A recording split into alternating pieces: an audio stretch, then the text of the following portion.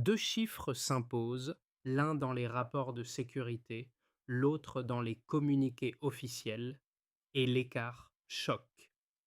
Alors que des millions de dollars auraient dû acheter des loyautés militaires, ils révèlent au contraire une cohésion durcie autour du pouvoir burkinabé et un bras de fer silencieux avec des pressions étrangères patientes, méthodiques, presque obsessionnelles. Que signifie, pour vous qui observez de loin, le fait qu'Ibrahim Traoré tienne encore sous ce feu croisé sans s'effondrer? Et si cette fissure statistique presque invisible pour un regard pressé annonçait en réalité un rééquilibrage durable de tout le Sahel? Dans cette vidéo, le récit ne se contente pas de raconter une nouvelle secousse au Sahel, il propose une grille de lecture précise pour comprendre comment un État comme le Burkina Faso est ciblé, testé, puis remodelé par des pressions extérieures patientes et méthodiques. Vous en tirerez un bénéfice clair. Lire les crises africaines autrement. À partir du cas d'Ibrahim Traoré, chaque séquence, tentative d'assassinat, mallette de 5 milliards, arrestation d'officiers, devient un repère pour saisir qui tient réellement le levier de la souveraineté lorsque circule l'argent clandestin et les récits fabriqués. L'enjeu dépasse largement le seul Ibrahim Traoré, Burkina Faso. Il touche à la manière dont se construisent les futurs Burkina Faso News, ce qui sera montré, ce qui sera tu et ce qui sera maquillé en débat sur la stabilité. Pour terminer sur une question marquante, si 10 complots n'ont pas suffi à renverser ce pouvoir, que nous disent-ils sur ceux qui, dans l'ombre, misent encore sur son effondrement? Deux données, longtemps observées séparément, produisent un basculement dès qu'on les met côte à côte. Plus de 10 tentatives d'assassinat en moins de 2 ans et plus de 50 officiers arrêtés pour implication directe dans des complots successifs. Leur juxtaposition dévoile immédiatement une menace structurée, bien plus profonde que ce que les premiers récits laissaient entendre. Cette fracture numérique devient le premier révélateur d'une crise où chaque coup porté contre Ibrahim Traoré semble paradoxalement consolider un noyau loyaliste que l'on croyait fragile. Pour comprendre ce déplacement rapide du centre de gravité politique, il faut revenir à 2022. Moment où le Burkina Faso entre dans une zone de turbulence déjà saturée de pressions extérieures. Le pays occupe une position centrale dans le Sahel, combinaison délicate de vulnérabilité institutionnelle et de ressources naturelles convoitées, notamment l'or, le manganèse et le phosphate. Cette configuration attire depuis longtemps des acteurs qui avancent masqués derrière des discours sur la stabilité régionale ou la lutte contre l'extrémisme. Les événements récents montrent que ces récits ne sont pas neutres. Ils constituent des vecteurs permettant de justifier des infiltrations ciblées et des opérations clandestines soigneusement financées. Au fil des mois, les signaux se multiplient. Approches discrètes auprès d'officiers, flux d'argent transfrontaliers, promesses d'appui militaire conditionnées à des réarrangements internes. L'arrestation spectaculaire en novembre 2020 d'un intermédiaire transportant une mallette de 5 milliards de francs CFA confirme l'existence d'une stratégie visant à fracturer la chaîne de commandement depuis l'intérieur. Chaque découverte élargit davantage la zone d'ombre, révélant des liens actifs avec des réseaux situés dans des pays voisins du Sahel. Ce contexte reconfiguré établit une vérité simple. La crise ne se résume pas à un duel interne, mais à une compétition géopolitique où la maîtrise discrète d'un État devient un levier régional. La question qui s'impose désormais est la suivante. Combien de temps ces pressions inversées continueront-elles à renforcer ce qu'elles voulaient initialement briser?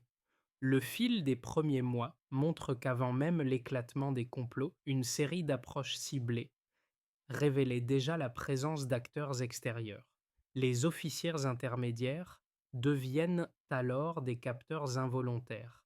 Leurs réactions, leurs doutes, leurs refus dessinent les contours d'un dispositif encore invisible au sommet de l'État. À travers leurs témoignages, le récit gagne un guide, la chaîne militaire elle-même, qui perçoit les variations de pression bien avant que les enquêtes officielles ne les formalisent. Le premier cas marquant est celui d'un capitaine basé dans le Nord. 3 fois approché par des individus proposant une somme considérable pour rééquilibrer le commandement, il signale immédiatement l'incident à l'état-major. Son geste, simple mais décisif, déclenche une vérification interne qui expose un canal d'infiltration actif depuis plusieurs mois. Ce cas devient un point de bascule.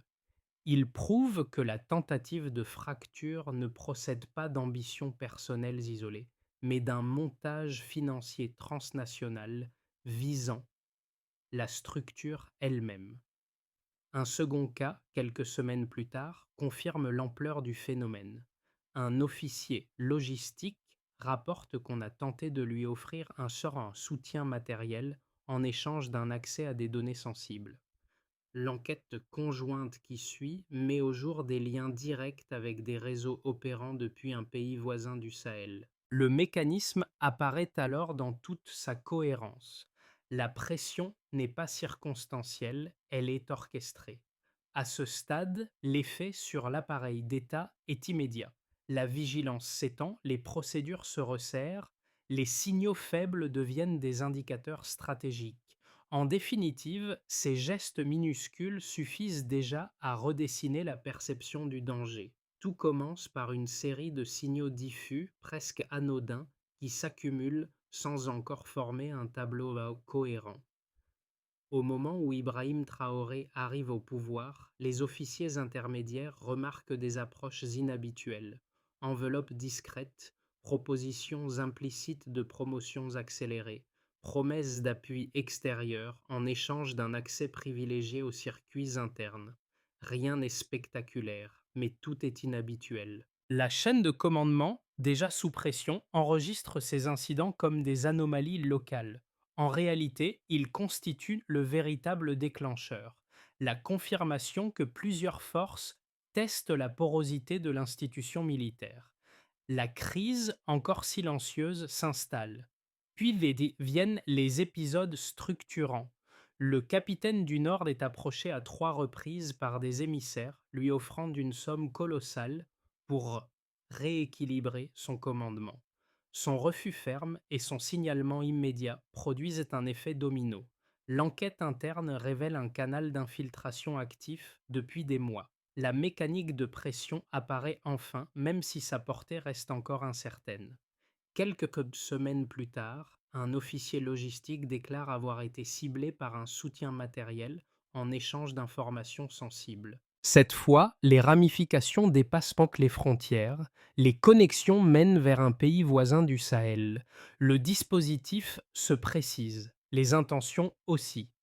L'apogée survient lorsque les services burkinabés interceptent un groupe cherchant à établir un contact direct avec 2 commandants de bataillon. Les interrogatoires montrent que ces individus disposent de fonds importants et d'instructions venues de l'étranger. À partir de là, la tension monte d'un cran. L'infiltration n'est plus théorique, elle devient opérationnelle.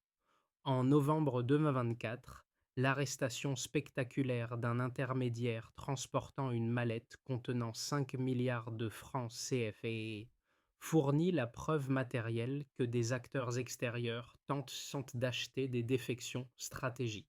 Et en septembre 2024, la tentative de coup d'État éclate simultanément sur 2 axes: prise d'un dépôt militaire et approche coordonnée du périmètre présidentiel. Les forces loyales réagissent en quelques minutes. Le réseau, jusqu'alors diffus, se révèle dans toute son étendue. Après cet apogée, la rémanence s'installe. L'armée découvre l'ampleur de la pénétration. Plus de 50 officiers impliqués, des communications cryptées saisies, des liens transnationaux confirmés. L'effet psychologique est immédiat. Les unités se resserrent autour de leur noyau loyaliste, les procédures sont renforcées, les rotations deviennent plus fréquentes. Ibrahim Traoré cesse d'être perçu comme une figure vulnérable. Il devient un point de résistance dans une confrontation régionale où chaque tentative de pression produit l'effet inverse de celui recherché. Les discours étrangers, invoquant tour à tour la stabilisation ou le risque d'autoritarisme, fonctionnent désormais comme une couche supplémentaire de tension, interprétée à l'intérieur du pays comme une tentative d'influence plutôt que comme une mise en garde. La rémanence s'exprime aussi à l'échelle régionale. Le Mali, le Niger et d'autres États sahéliens observent la réaction burkinabé comme un précédent. La cohésion née du choc résonne au-delà des frontières. Les complots, loin de fragmenter le pays, révèlent la profondeur d'un affrontement géopolitique qui dépasse la seule politique interne et redéfinit le rapport de force dans le Sahel. Le passage de la simple suspicion à la confrontation ouverte apparaît clairement lorsqu'on observe le baseline delta qui structure toute l'affaire.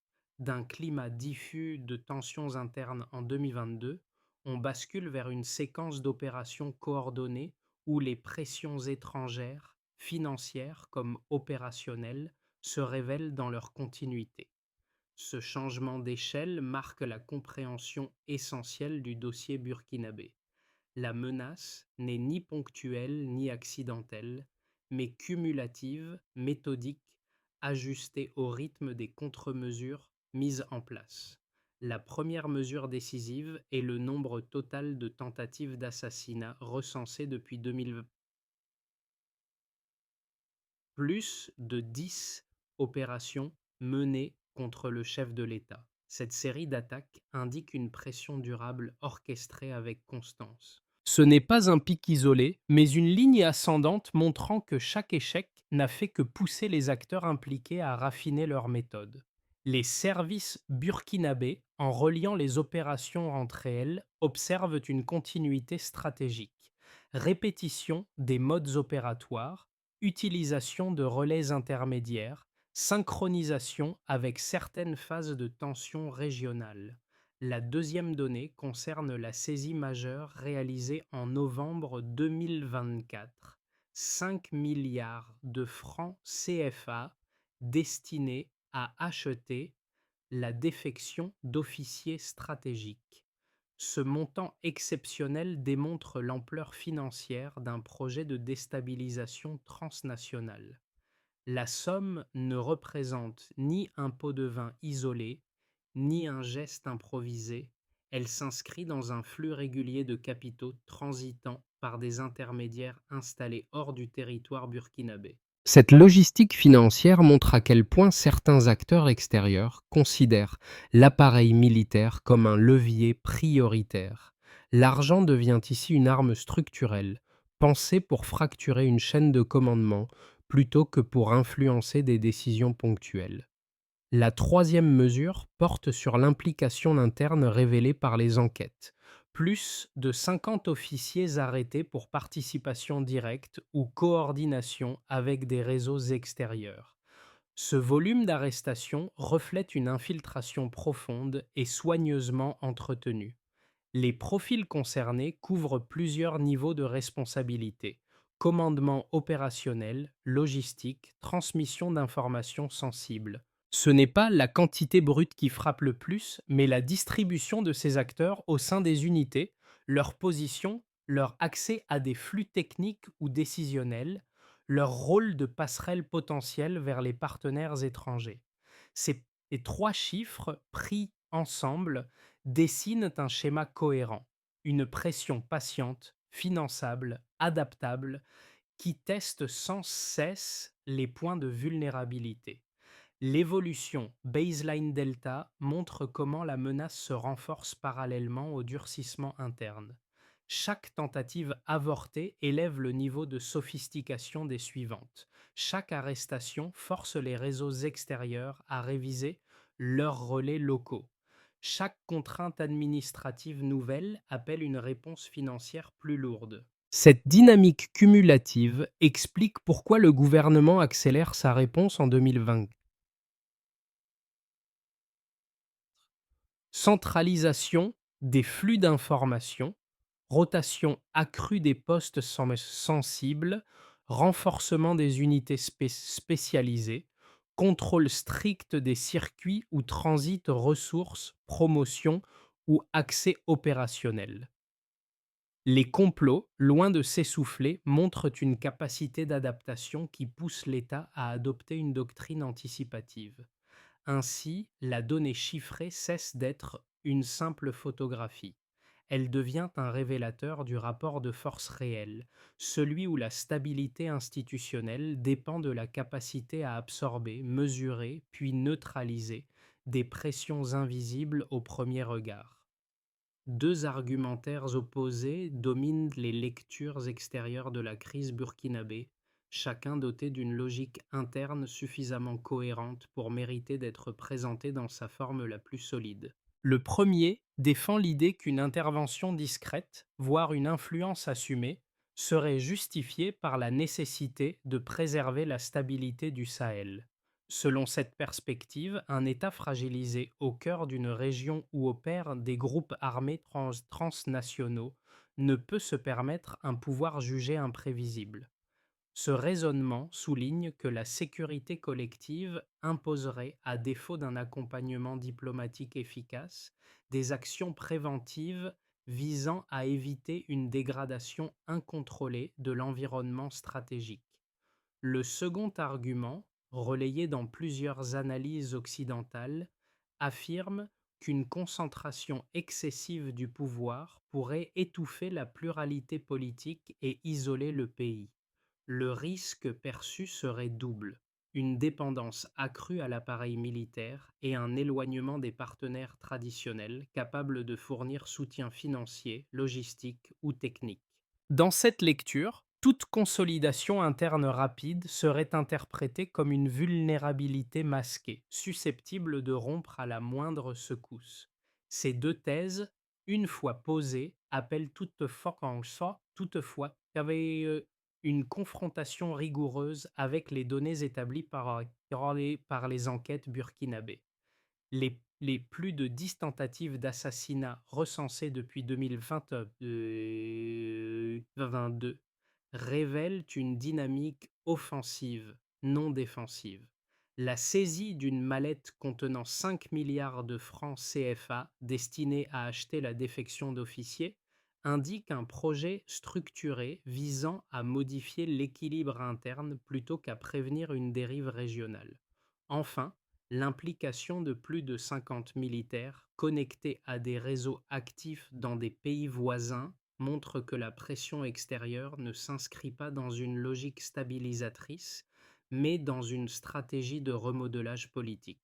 Ainsi, lorsque l'on confronte les arguments à la matérialité des faits, un point se dégage. La menace n'est pas produite par la cohésion interne, mais par des tentatives répétées d'exploitation de ces failles.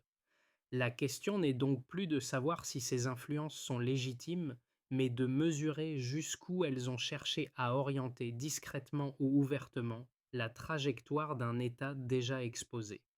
Un pivot, jusque-là invisible, surgit. Ce moment marque la compréhension que les pressions subies par l'État burkinabé ne sont plus seulement le produit d'ambitions internes, mais la manifestation d'un réseau transnational capable d'amplifier chaque faille détectée.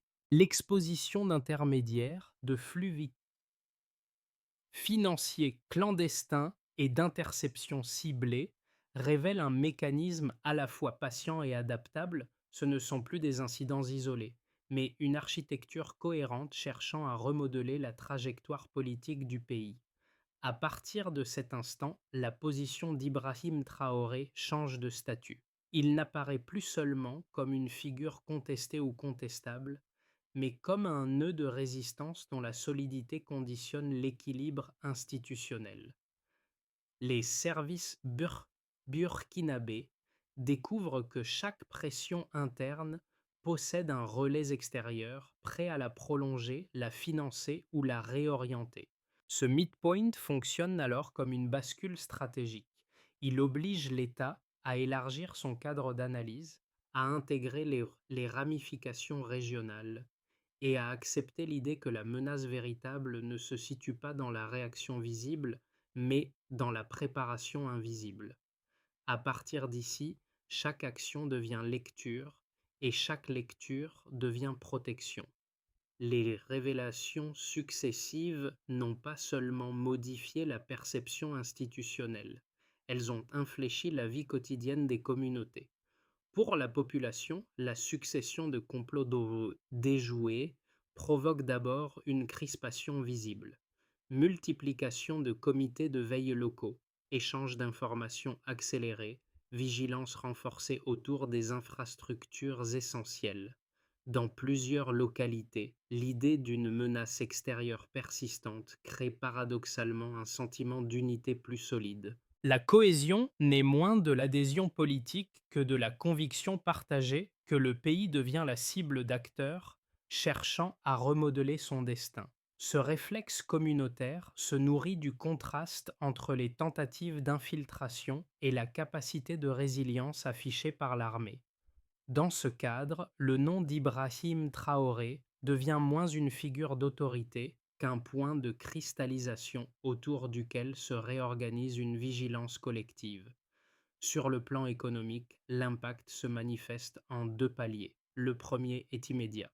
Les investisseurs, notamment dans le secteur aurifère, ralentissent certains engagements face à l'incertitude politique.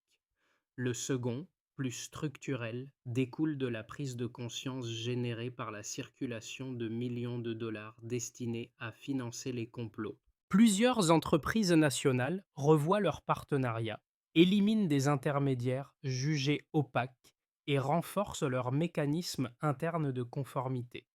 Cette purification, bien que brutale, crée un environnement où les flux suspects de Anshesam deviennent plus difficiles à dissimuler.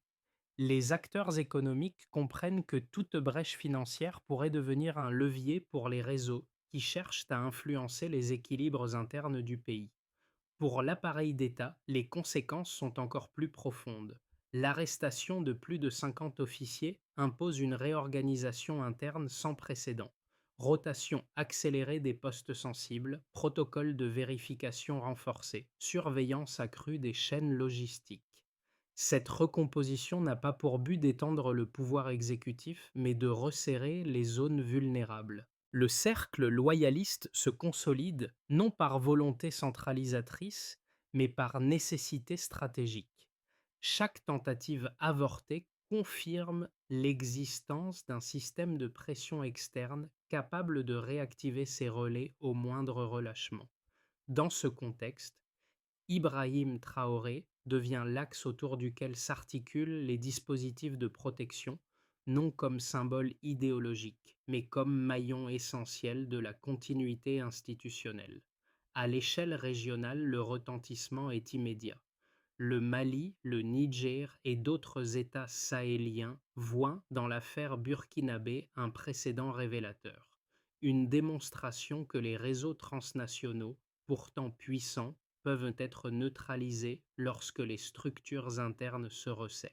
Les tentatives manquées d'ingérence envoient un signal. Le coût de la déstabilisation augmente, la prévisibilité de ces réseaux diminue et la marge d'action des États sahéliens s'étend. Cette dynamique débouche sur un début de solidarité régionale centrée sur la souveraineté institutionnelle. L'échec des complots contre le Burkina Faso n'est plus seulement un épisode national, il devient un indicateur de rééquilibrage géopolitique où la résistance interne d'un pays reconfigure les rapports de force du Sahel. Les mois à venir s'annoncent décisifs pour un État qui vient de démontrer sa capacité à absorber des pressions financières, opérationnelles et diplomatiques d'origine extérieure. Les lignes de force observées depuis les tentatives d'infiltration et les complots successifs permettent d'esquisser trois trajectoires possibles, chacune dépendante de la manière dont les institutions parviendront à maintenir la cohésion interne et à contenir les réseaux transnationaux encore actifs. Dans un scénario de base, la poursuite méthodique des réformes sécuritaires engagées après l'arrestation des officiers impliqués consoliderait une stabilité fonctionnelle. Le renforcement des contrôles internes, la rotation accrue des postes sensibles et la centralisation des flux d'informations pourraient réduire la marge de manœuvre des acteurs extérieurs. Dans ce scénario, les réseaux impliqués continuent de perdre en discrétion et en capacité d'influence, tandis que les structures étatiques gagnent en réactivité. La stabilité resterait néanmoins fragile, dépendante de la surveillance continue des circuits financiers et des pointes névralgiques du commandement militaire. Dans un scénario optimiste, une coopération régionale renforcée, notamment avec les États sahéliens confrontés à des pressions similaires, pourrait inverser plus nettement le rapport de force. L'échec visible des réseaux transnationaux au Burkina Faso servirait de catalyseur pour des dispositifs conjoints de partage de renseignements, de contrôle des frontières et de neutralisation préventive. Cette dynamique collective rendrait les tentatives futures plus coûteuses et moins prévisibles pour leurs commanditaires. Les effets économiques internes pourraient également s'améliorer. Clarification des partenariats, réduction des canaux opaques et regain de confiance dans certains secteurs comme l'exploitation aurifère. Dans cette trajectoire, la cohésion institutionnelle se transforme progressivement en résilience durable. Dans un scénario pessimiste, si les réseaux extérieurs parviennent à reformer des relais internes, même partiels, la pression pourrait reprendre une forme plus fragmentée mais plus difficile à anticiper. Des tentatives d'achat ponctuels, des manipulations narratives ciblées ou des infiltrations logistiques pourraient réapparaître exploitant les zones d'usure institutionnelle. Une telle dynamique grèverait les réformes en cours, ralentirait les mécanismes de stabilisation et accentuerait les tensions politiques avec un risque de surcharge pour les services de sécurité. La fragilité deviendrait alors cumulative, imposant des réponses réactives plutôt que anticipatives. Comme recommandation mentale, dans ces trois trajectoires, la variable essentielle demeure la même, la capacité à distinguer ce qui relève du signal structurel et ce qui relève du bruit tactique. Lire correctement cette distinction conditionne la manière dont un État peut transformer une pression extérieure en levier de consolidation plutôt qu'en facteur d'érosion. Pour ceux qui observent les événements depuis l'extérieur, la crise burkinabé ne se limite pas à une succession de complots déjoués ou à des lectures géopolitiques. Elle éclaire trois niveaux d'impact qui redéfinissent la manière dont chacun perçoit la souveraineté, la stabilité et les mécanismes invisibles qui façonnent la politique internationale.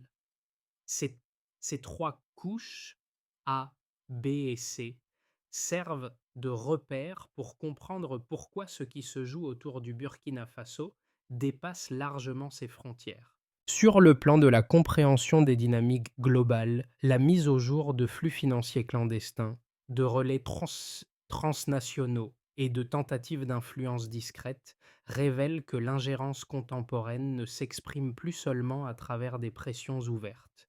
Elle se déploie par des opérations patientes, coordonnées, ajustées aux vulnérabilités d'un État. Pour un public attentif, l'affaire burkinabé montre que les outils de manipulation ont changé d'échelle et de forme, obligeant à repenser la manière dont se fabriquent les crises régionales. En ce qui concerne la perception de la résistance institutionnelle, voir un appareil d'État tenir face à plus de 10 tentatives d'assassinat, à une infiltration impliquant plus de 50 officiers et à des flux financiers massifs impose un réexamen des idées reçues sur la fragilité des institutions sahéliennes. La résistance observée ne repose pas sur une invulnérabilité structurelle, mais sur la capacité à identifier, isoler, puis neutraliser des pressions successives. Cette lecture transforme la compréhension du rôle joué par des figures comme Ibrahim Traoré dans la préservation de la continuité interne. S'agissant de la place de l'Afrique dans l'ordre international, l'affaire burkinabé montre que le continent n'est pas un simple espace d'influence, mais un théâtre stratégique où les États peuvent, lorsqu'ils déploient les bons leviers, inverser des rapports de force extérieure. La portée de ces évolutions dépasse la seule géographie sahélienne. Elle redéfinit la manière dont les acteurs africains participent à la scène mondiale. Face aux pressions extérieures révélées par les enquêtes, la sortie durable de crise ne peut reposer ni sur un geste symbolique ni sur une réaction ponctuelle. Elle exige une architecture opérationnelle stable, capable d'absorber des chocs successifs et de réduire progressivement la marge de manœuvre des réseaux transnationaux encore actifs. L'enjeu pour Ibrahim Traoré et pour l'appareil d'État consiste à renforcer ces mécanismes sans les transformer en instruments d'enfermement politique. 5 axes se dessinent que l'on peut décrire ainsi. Le premier axe est celui de la rotation programmée des postes sensibles. L'alternance régulière dans les unités où transitent décisions, ressources ou informations limite la possibilité d'enracinement des relais extérieurs. Une rotation trimestrielle associée à un audit ciblé réduit mécaniquement la zone exploitable par les réseaux infiltrés. Le deuxième axe concerne un suivi logistique renforcé.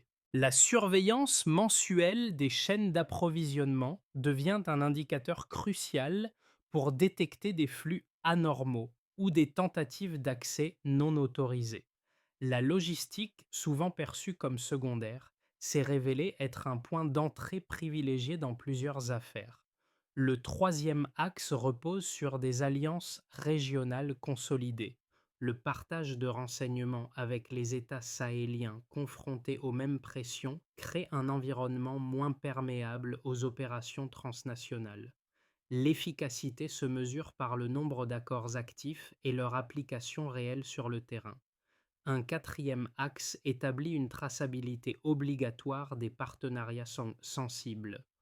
Tout acteur opérant dans des secteurs stratégiques doit intégrer des protocoles de transparence permettant d'identifier rapidement des financements ou des influences extérieures déguisées. Enfin, un cinquième axe met l'accent sur une mobilisation civique encadrée. Les comités de vigilance locaux constituent un levier essentiel. La réduction du délai entre signalement et intervention renforce la cohérence de l'ensemble. Ces étapes ne garantissent pas l'absence de nouvelles pressions, mais elles créent une structure capable d'en contenir l'impact et de transformer chaque tentative en indicateur exploitable. Lorsque l'on revient aux premiers signes apparus sur le terrain, ces approches discrètes, ces enveloppes anonymes, ces propositions murmurées à des officiers convaincus que rien ne dépasserait leur cadre, on mesure la transformation silencieuse qu'a traversé le Burkina Faso. Ce motif, longtemps considéré comme un simple détail préliminaire, prend aujourd'hui la dimension d'un symbole. C'est à partir de gestes minuscules qu'un pays a appris à reconnaître l'ombre d'une déstabilisation méthodiquement construite. Les récits révélés depuis 2022 montrent que la menace ne s'est jamais présentée d'un seul bloc, mais par fragments, par pression infime répétée jusqu'à former un schéma cohérent. C'est dans cette continuité que la figure d'Ibrahim Traoré s'inscrit désormais, non comme un point d'origine, mais comme un point de résistance où convergent les tensions, les fidélités et les tentatives d'influence. Les successions d'infiltrations, d'arrestations et de réseaux démontés n'effacent pas la fragilité du contexte, mais elles soulignent la capacité d'un État à tenir lorsqu'il identifie enfin les lignes invisibles qui traversent son propre territoire. Et au cœur de ce parcours, une idée persiste, dense, irréductible. La vigilance façonne la souveraineté. À l'issue de ce parcours, l'histoire récente du Burkina Faso rappelle que la souveraineté n'est pas une abstraction théorique, mais une construction quotidienne, faite d'alertes discrètes, de pressions silencieuses et de résistances parfois invisibles. Les épisodes successifs ont montré comment un pays peut, malgré ses fragilités structurelles, déjouer des mécanismes conçus pour infléchir sa trajectoire. Ils ont aussi révélé la force politique d'un simple geste: reconnaître les lignes d'influence qui traversent un territoire et refuser de les laisser redessiner son avenir. Partager ces analyses contribue à donner une visibilité nouvelle à des réalités souvent marginalisées dans les récits internationaux. C'est une manière, même modeste, de soutenir celles et ceux qui cherchent à comprendre comment se fabriquent les rapports de force contemporains et comment un État peut, par étapes successives, reprendre la main sur son propre récit. Si ces questions résonnent pour vous, n'hésitez pas à prolonger l'exploration, à croiser d'autres sources, à engager la discussion. Quel angle souhaitez-vous approfondir ensuite?